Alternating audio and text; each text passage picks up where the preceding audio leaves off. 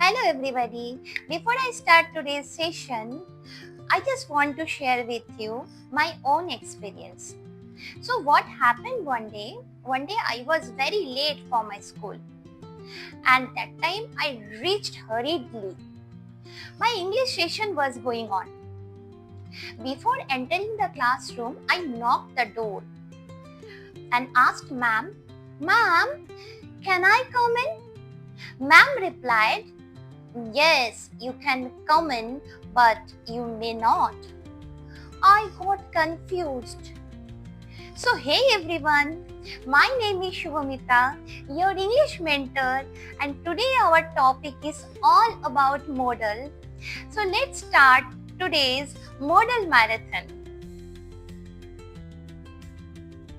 So, hey learners, in today's video session, we will be learning about modal verbs, where you can find out all the necessary terms and conditions about modal verbs. This video can be helpful for the students and as well as for the learners, those who want to learn the speaking and those who are preparing for multiple types of competitive exams. So learners, what is modal verbs? Modal verbs are the finite verbs that actually express the various manners or the actions in a sentence.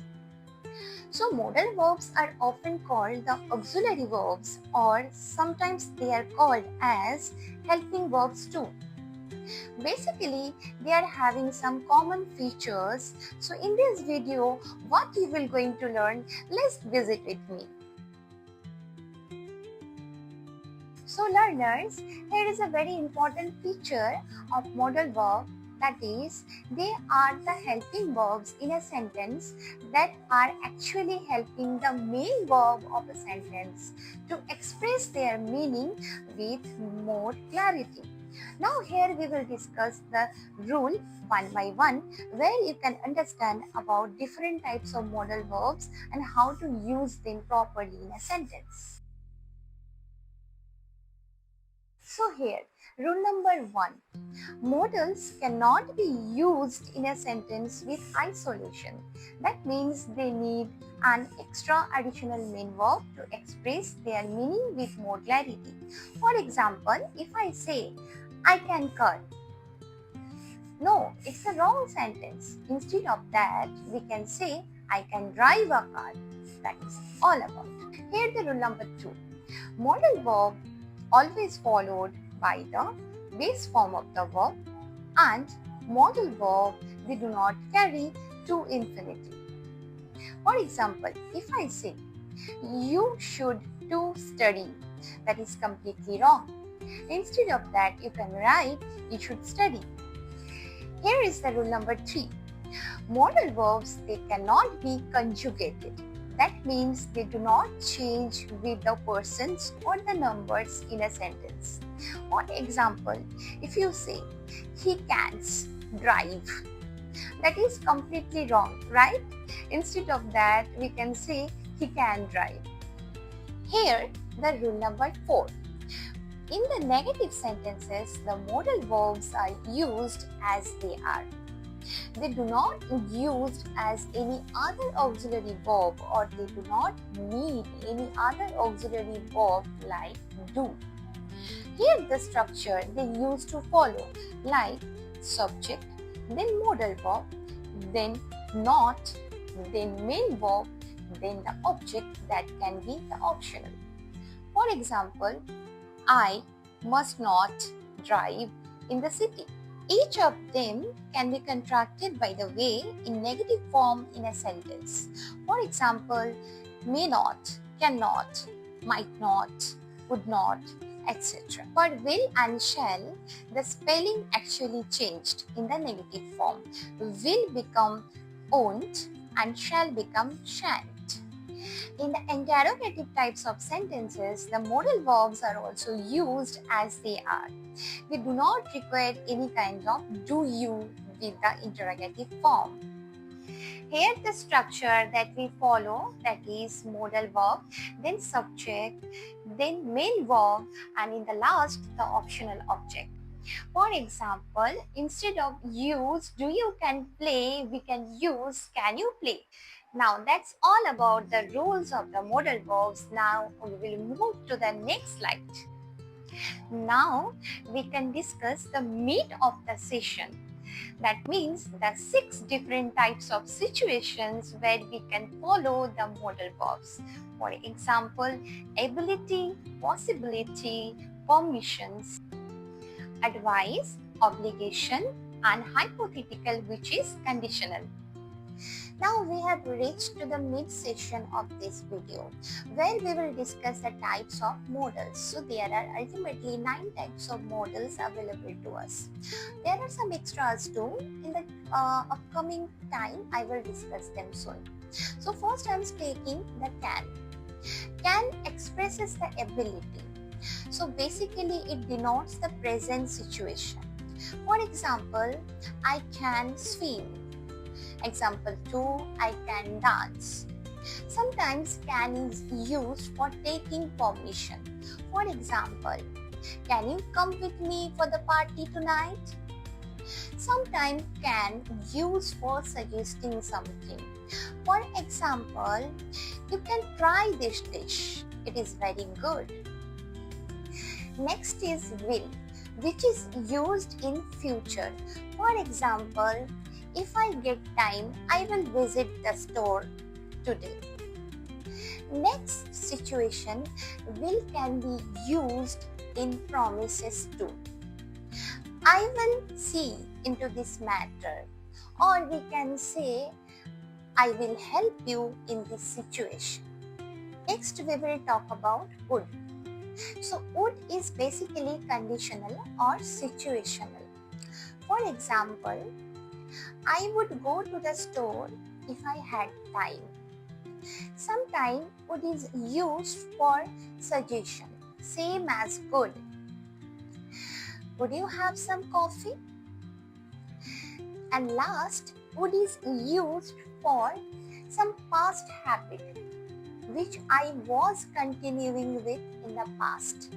For example, when I was a kid, I would go fishing on every summer, used as conditional purpose.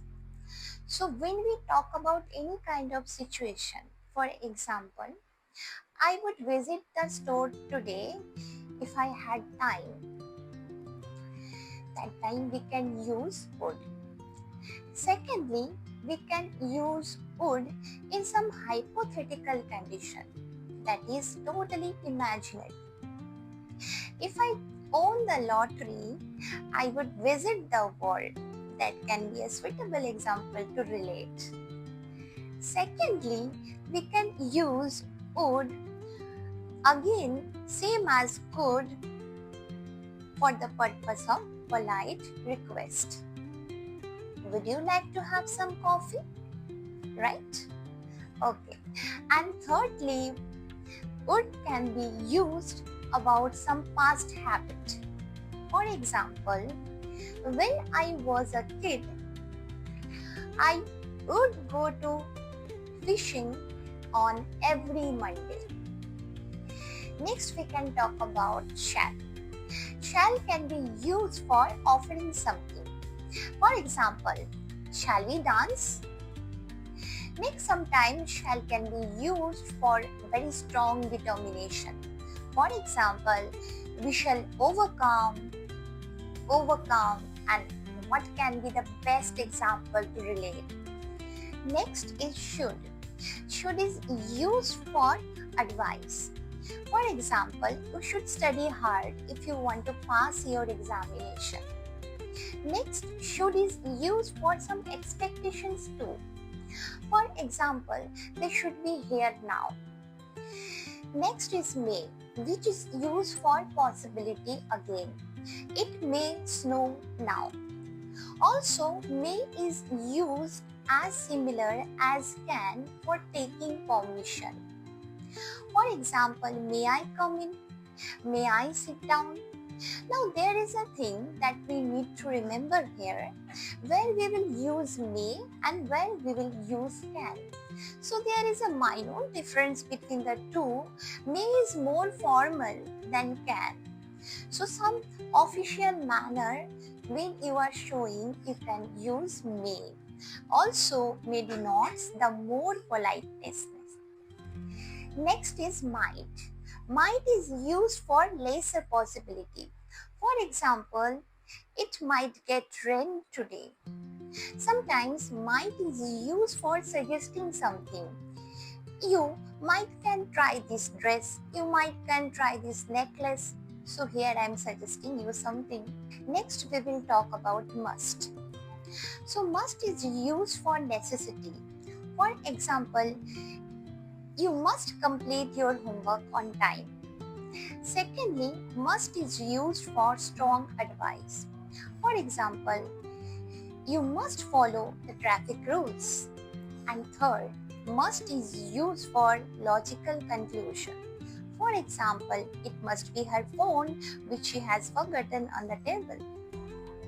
Now we have finished explaining the 9 modal verbs. Now, as I have promised you before, I will take some extra modal verbs here to explain with more clarity so that you can relate whenever you are speaking or whenever you are sharing your knowledge with somebody. So first in our list, that is have to. Have to express some obligation. For example, I have to attend the party. In the second number, we have need to, which is more similar to have to, which explains the necessity. For example, I need to explain the whole situation in front of him.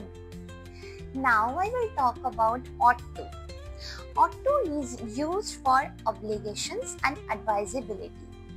Ought to and should to somewhere both are similar.